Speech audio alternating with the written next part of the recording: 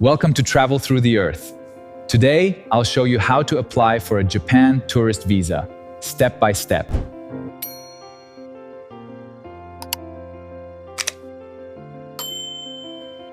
अगर आप दुनिया के किसी भी मुल्क में पाकिस्तानी पासपोर्ट रखते हैं, तो ये मुकम्मल गाइड आपके लिए है। जापान अपनी खूबसूरत सकाफत, जदीद शहरों और कुदरती हुस्न की वजह से दुनिया भर के सयाहों की पसंदीदा मंजिल है। सबसे पहले देखते हैं कि जापान के टूरिस्ट वीज़ा के लिए किन दस्तावेज़ात की ज़रूरत होती है। अब हम जापान एम्बेसी की ऑफिशियल वेबसाइट देखते हैं, जहां से आप वीज़ा के लिए अप्लाई करने का मुकम्मल तरीका समझ सकते हैं। ये जापान कॉन्सुलेट जो कि फ्रैंकफर्ट में मौजूद है उसकी ऑफिशियल वेबसाइट है। इसी तरह आप जिस भी कंट्री में मौजूद हैं वहाँ की मुतलका जो जापान के कॉन्सुलेट या एम्बेसी अवेलेबल है, आप उनकी वेबसाइट जो है वो विज़िट कर सकते हैं। यहाँ पे आपको मुकम्मल तरीक़ाकार बताया गया है कि कौन से डॉक्यूमेंट्स आपको रिक्वायर्ड हैं किस वीज़ा के लिए। वीज़ा की एप्लीकेशन के लिए तो इसके लिए सबसे पहले हमें जो रिक्वायर्ड डॉक्यूमेंट्स हैं वो देख लेते हैं कि हमें कौन से डॉक्यूमेंट्स यहाँ पे रिक्वायर्ड हैं। और यहाँ पे उन्होंने सबसे पहले मेंशन किया कि please submit all documents in A4 size paper as copies except for the documents requested in original. ये जितने भी डॉक्यूमेंट्स आपने उनको सबमिट करने हैं उनकी A4 साइज़ में आपके पास कॉपीज़ भी अवेलेबल हों, और ओरिजिनल डॉक्यूमेंट्स जो कि आपके पर्सनल डॉक्यूमेंट्स हैं जैसे कि पासपोर्ट है, आपका रेजिडेंस कार्ड है, तो ये डॉक्यूमेंट्स आपके पास अवेलेबल होने चाहिए। तो सबसे पहले जो डॉक्यूमेंट है वो है आपके पास वैलिड पासपोर्ट होना चाहिए जिस पे एटलीस्ट जो है वो 2 एम्प्टी पेजेस होने चाहिए, और इसकी भी जो है वो कॉपी आपको चाहिए होगी एक। इसके बाद आपको complete application form with photo, ये आपने फ़िलअप करना है। एप्लीकेशन फॉर्म इस लिंक से आप डाउनलोड कर सकते हैं। मैं आपको एप्लीकेशन फॉर्म जो है वो फ़िलअप करके भी दिखाऊंगा कि कैसे इसको फ़िलअप किया जाता है, और इसके साथ फ़ोटो अटैच होगी। आपकी जो फ़ोटो है जो कि 6 मंथ्स से पुरानी नहीं होनी चाहिए। ये इसकी डायमेंशंस हैं 45 mm बाय 35 mm, तो ये डायमेंशन होनी चाहिए आपकी पिक्चर की वाइट बैकग्राउंड के साथ, जो कि आपने अटैच करनी है एप्लीकेशन फॉर्म पे। उसके बाद थर्ड डॉक्यूमेंट आ जाता है कि आप जिस भी कंट्री में अवेलेबल हैं। जैसा कि मैं जर्मनी में अवेलेबल हूँ तो मुझे जर्मन का रेजिडेंस परमिट जो है वो अटैच करना है, फ्रंट बैक की कॉपी चाहिए होगी साथ में। इसी तरह आप किसी भी यूरोपियन कंट्री में या किसी भी दुनिया की कंट्री में आप जहाँ पे भी रिहाइश पजीर हैं, आपको वहाँ का वीज़ा या आपकी रेजिडेंसी कार्ड जो भी वहाँ की रिक्वायरमेंट है उसके अकॉर्डिंगली आपको वो अटैच करना होगा। इसके बाद आ जाता है 4th नंबर पे फ़्लाइट शेड्यूल। आपने यहाँ पे अपना 4th डॉक्यूमेंट जो है वो फ़्लाइट शेड्यूल प्रोवाइड करना है जिसमें कंफर्म्ड बुकिंग नहीं है। ये जस्ट आपका फ़्लाइट शेड्यूल है जो कि आप किसी भी ट्रैवल एप्लीकेशन से शेड्यूल निकाल के रिटर्न शेड्यूल हो आपके पास कि आप 1 वीक के लिए जा रहे हैं, आप 1 को जाएंगे, 9 को वापस आएंगे, आपके पास उस फ़्लाइट का शेड्यूल एक पेपर के ऊपर अवेलेबल होना चाहिए। मैं आपको आखिर पे सारे डॉक्यूमेंट्स एज एग्जांपल भी दिखा दूंगा। उसके बाद आपके पास ट्रैवल प्लान होना चाहिए कि आप जितने दिनों के लिए जा रहे हैं, किस स्टेट से किस स्टेट तक, और किस दिन डे वाइज आपके पास प्लान हो कि किस दिन आपने कौन सी अट्रैक्शन विज़िट करनी है, कौन सी प्लेस विज़िट करनी है, ये सब आपने मेंशन करना है। क्योंकि ये डॉक्यूमेंट्स रियली इम्पोर्टेंट है। इसकी रीज़न ये है कि जब मैं एम्बेसी में मौजूद था मेरे सामने एक एप्लीकेंट था जिसने ये डॉक्यूमेंट प्रोवाइड नहीं किया था, और उन्होंने उससे दोबारा से बोला कि हमें ये ईमेल कर दें डॉक्यूमेंट, ये नेसेसरी है। आपका प्रॉपर प्लान हो कि जितने दिन के लिए आप जा रहे हैं हर डे का आपका डे वाइज प्लान हो, और कौन कौन से अट्रैक्शन आप विज़िट करेंगे, कहाँ कहाँ पे आप जाएंगे, कहाँ कहाँ पे आप घूमे फिरेंगे, वो सारा प्लान आपने मेंशन करना है। उसके बाद 6 नंबर पे आ जाता है कि आपके पास प्रूफ ऑफ फंड्स होने चाहिए, यानी कि आपकी bank statement last 3 to 6 months की आपके पास अवेलेबल हो, उसमें आपके पास सफिशेंट फंड्स हों कि आप जा भी रहे हैं, वहाँ पे रह भी रहे हैं और वापस भी आ रहे हैं। ये सारे अखराजात बियर करने के लिए आपके पास सफिशेंट फंड होना ज़रूरी है। इसके अलावा आपके पास सैलरी स्लिप्स होनी चाहिए लास्ट 3 मंथ्स की एटलीस्ट, और अगर आपको कोई एज अ ग्रांटर जो है वो आपको वहाँ पे इनवाइट कर रहा है, तो जो कि आपको स्पॉन्सर कर रहा है या जो आपके अखराजात बियर कर रहा है, तो उस सेंस में आपका लेटर जो है, उस गारंटी लेटर जो उस गारंटर का होगा वो आपको चाहिए होगा, बैंक स्टेटमेंट चाहिए होगी उसकी, और उसके साथ आपका proof of relationship plus copy of passport, ये चीज़ें आपको चाहिए होंगी। तो आप जिस भी कंट्री में अवेलेबल हैं तो ये डॉक्यूमेंट्स आप रेडी करें, आपको ये ज़रूरत पड़ेगी ये विज़िट वीज़ा अप्लाई करने के लिए। जैसा कि मैंने पहले मेंशन किया था कि मैं आपको ट्रैवल प्लान एज एग्जांपल दिखा दूंगा। ये ट्रैवल प्लान है और ये जो ऑफिशियल वेबसाइट के ऊपर आप वहाँ से भी इनका ये फॉर्मेट जो है वो डाउनलोड कर सकते हैं।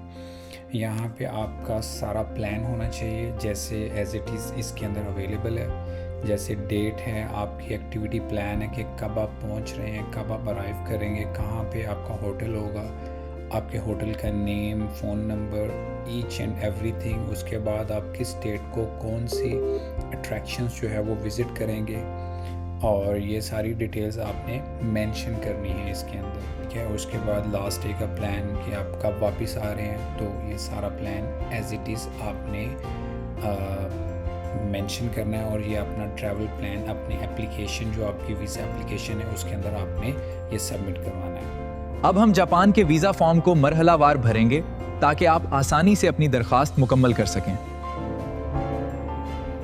तो ये वीज़ा एप्लीकेशन फॉर्म है जापान के लिए, और अब मैं आपको यहाँ पे गाइड करूँगा कि इसको हम कैसे जो है वो फिलअप करेंगे। सबसे पहले आपकी यहाँ पे पिक्चर पेस्ट होगी जो कि आपको डायमेंशन 45 mm बाय 35 mm, और इसके बाद यहाँ पे पहला कॉलम है, यहाँ पे सरनेम आएगा आपका, उसके बाद आपका गिवन नेम या मिडिल नेम। इसके अलावा अगर आपका कोई और नेम है, एनी निक नेम या कोई भी ऑफिशियल नेम, तो वो यहाँ पे मेंशन कर सकते हैं।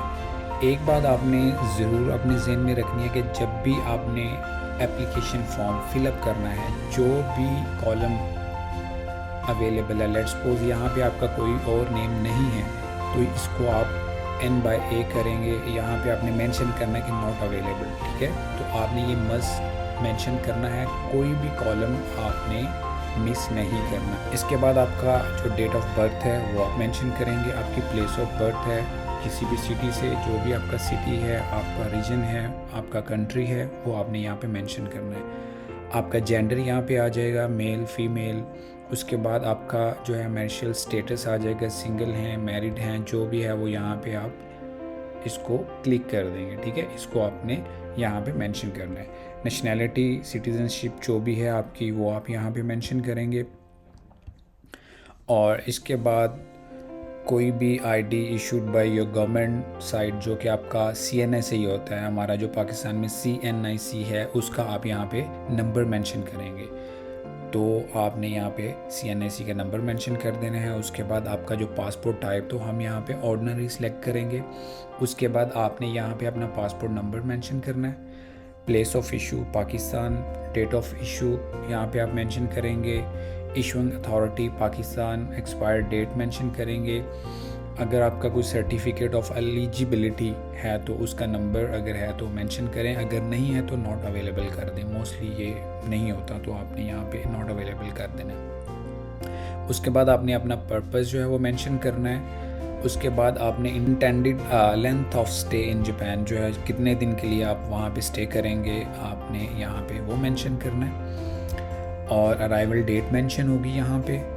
और इसके बाद आप किस पोर्ट के थ्रू एंटर कर रहे हैं, एयरपोर्ट के थ्रू या सी पोर्ट के थ्रू, तो आप किसी भी एयरपोर्ट जहाँ पे आप जाना चाह रहे हैं किसी भी सिटी में, तो वो आप यहाँ पे एयरपोर्ट नेम मेंशन करेंगे।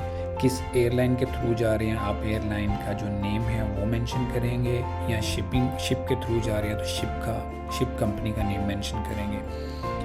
उसके बाद यहाँ पे आ जाएगा names and address of hotels or person with whom applicant intends to stay.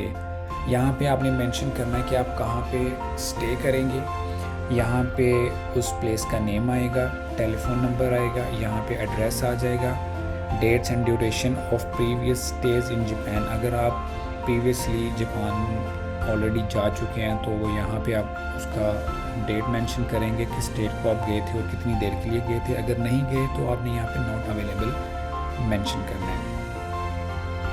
उसके बाद आप करंटली किस एड्रेस पे रह रहे हैं, जिस भी कंट्री में आप मौजूद हैं वहाँ का आप यहाँ पे एड्रेस लिखेंगे, फ़ोन नंबर लिखेंगे अपना, और अपनी जो आपका ईमेल है, कोई भी ईमेल आपका है वो आपने मेंशन करना है, क्योंकि ईमेल के ऊपर वो आपको रिस्पॉन्स करेंगे और आपको आपके वीज़ा एप्लीकेशन के रिगार्डिंगली वो आपको कोई भी क्वेरी या आपकी कंफर्मेशन होगी तो आपके उसी ईमेल के ऊपर आएगी जो आप यहाँ पे मेंशन करेंगे।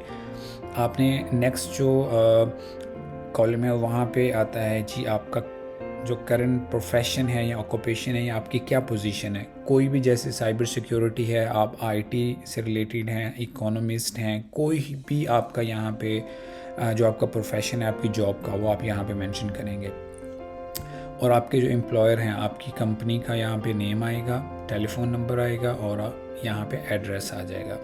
ये ओनली माइनर्स लोगों के लिए है, जो कि माइनर हैं, अंडर 18 हैं, ये कॉलम उन लोगों के लिए है। तो आप यहाँ पे जो है वो नॉट अवेलेबल जो है वो मेंशन कर सकते हैं, ठीक है। इसके बाद अगर तो कोई आपका ग्रंटर अवेलेबल है जो कि आपको स्पॉन्सर कर रहा है जापान में, तो यहाँ पे आप उसका name, telephone number, address, date of birth, उसका तमाम डिटेल्स जो है वो यहाँ पे आप मेंशन करेंगे। आपका रिलेशनशिप आ जाएगा उसके साथ, प्रोफेशन और ऑक्यूपेशन, पोजीशन, उसकी तमाम तर डिटेल्स यहाँ पे आ जाए। इन्वाइटर इन जापान, तो ये देखें सेम उन्होंने यहाँ पे बोला है, please write the same as above if the inviting person and the grantor are the same. Like एक तो आपको जो इनवाइट कर रहा है वहाँ पे आने के लिए, दूसरा जो है वो आपकी गारंटी दे रहा है कि आपके तमाम तर अखराजात बियर करेगा। अगर तो सेम पर्सन है तो वो दोनों चीज़ें यहाँ पे आ जाएगी।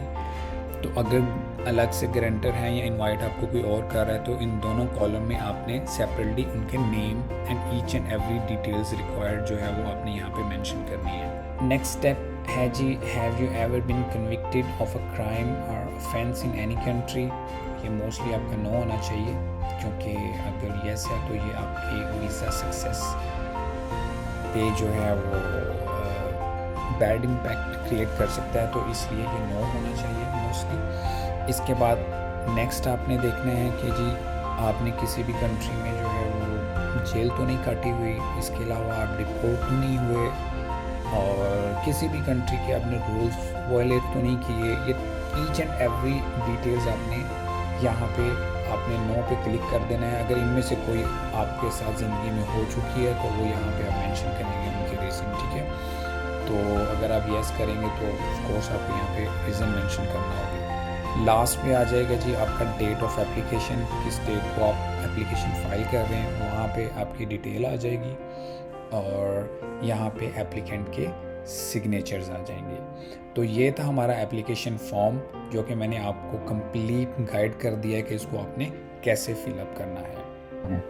अब फॉर्म मुकम्मल करने के बाद हम देखते हैं कि वीज़ा एप्लीकेशन जमा करवाने के लिए अपॉइंटमेंट कैसे बुक करनी है। जैसा कि ये इनका ऑफिशियल वेबसाइट के ऊपर अपॉइंटमेंट बुक करने के लिए भी लिंक अवेलेबल है। ये सारे लिंक मैं डिस्क्रिप्शन में ऐड कर दूंगा। और यहाँ पे आप देखें कि हाउ टू अप्लाई कैसे करना है। यहाँ पे उन्होंने मेंशन किया है कि फ्रैंकफर्ट में जो जापान कॉन्सुलेट है वो कौन कौन सी स्टेट्स को जो है वो हैंडल करता है। वहाँ के एप्लीकेंट्स जो कि रेजिडेंट हैं इन स्टेट के, उनकी एप्लीकेशन वो एक्सेप्ट करते हैं। और यहाँ पे एक और चीज़ मेंशन की है कि visa application can be handed in as early as 3 months. आपका जो प्लान है उससे 3 मंथ्स एटलीस्ट पहले आप अपनी एप्लीकेशन सबमिट करवा दें, ताकि आपको अगर अपॉइंटमेंट डिले का भी इशू आए तो वो आपका कवर अप हो जाए। तो नेक्स्ट उन्होंने मेंशन किया for a visa application a prior appointment is mandatory. Appointments can only be booked online in case of late arrival regardless of the reason your application might not be accepted। तो इसके लिए आपने जो है वो online अपनी application book करनी, appointment book करनी है एप्लीकेशन सबमिट करने के लिए। तो इस लिंक के ऊपर आप जैसे ही क्लिक करेंगे तो ये आपको अपॉइंटमेंट पेज के ऊपर ले जाएगा। तो यहाँ से आपने अपॉइंटमेंट बुक करने के लिए बुक एन अपॉइंटमेंट उसके बाद यहाँ पे आप अपनी जो है वो कैटेगरी सिलेक्ट करेंगे, क्योंकि हम वीज़ा एप्लीकेशन के लिए अप्लाई कर रहे हैं। तो यहाँ पे वीज़ा एप्लीकेशन आएगी और यहाँ पे एप्लीकेशन टाइप आ जाएगी, short stay visa, tourism, business visa या विजिटिंग रिलेटिव्स।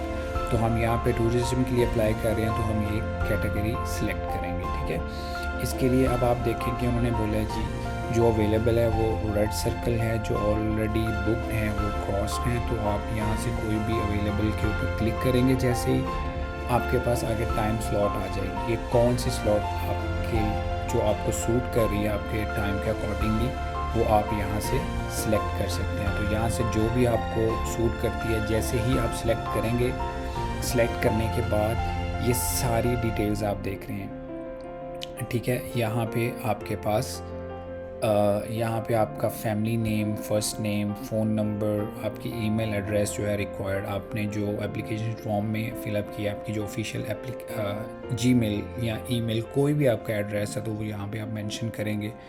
आप कंफर्म करेंगे अपना ईमेल एड्रेस, नेशनैलिटी आपकी होगी और यहाँ पे आपकी करंट सिटी जो है, किस सिटी में आप अभी अवेलेबल हैं, किस सिटी में आपकी रिहाइश है, वो आपने मस्ट यहाँ पे मेंशन करना है, क्योंकि उन्होंने ऑलरेडी मेंशन कर दिया हुआ था कि कौन सी स्टेट फ्रैंकफर्ट का जो कौंसलेट हैंडल कर रहा है वहाँ के रेजिडेंट्स को। तो इसलिए आपने यहाँ पे ये मेंशन करना है। जैसे ही आप यहाँ पे अपनी सारी डिटेल मेंशन करेंगे, उसके बाद नेक्स्ट करेंगे तो आपकी अपॉइंटमेंट बुक हो जाएगी। उसके बाद आपको कंफर्मेशन आपकी ईमेल के ऊपर भी आ जाएगी और इसके अलावा मैं आपको स्क्रीनशॉट भी अटैच कर देता हूँ, जो कि ईमेल कंफर्मेशन आपको वेबसाइट पे भी शो हो जाती है, लेकिन आपको ईमेल पे भी रिसीव हो जाती है। तो ये था हमारा अपॉइंटमेंट बुक करने का कंप्लीट प्रोसेस। अगर आप पाकिस्तान से अप्लाई कर रहे हैं तो ये दस्तावेजात तैयार करें और अपनी दरखास्त VFS ग्लोबल के जरिए जमा करवाएं। अपॉइंटमेंट वाले दिन तमाम असल डॉक्यूमेंट्स के साथ वक्त पर एम्बेसी या वीज़ा सेंटर पहुंच जाएं। मेरे केस में वीज़ा ऑफिसर ने बताया कि पाकिस्तानी पासपोर्ट होल्डर्स के लिए कोई वीज़ा फेस नहीं थी। एम्बेसी में आपके तमाम डॉक्यूमेंट्स जमा किए जाएंगे और ज़रूरत पड़ने पर मज़ीद मालूमात भी मांगी जा सकती हैं।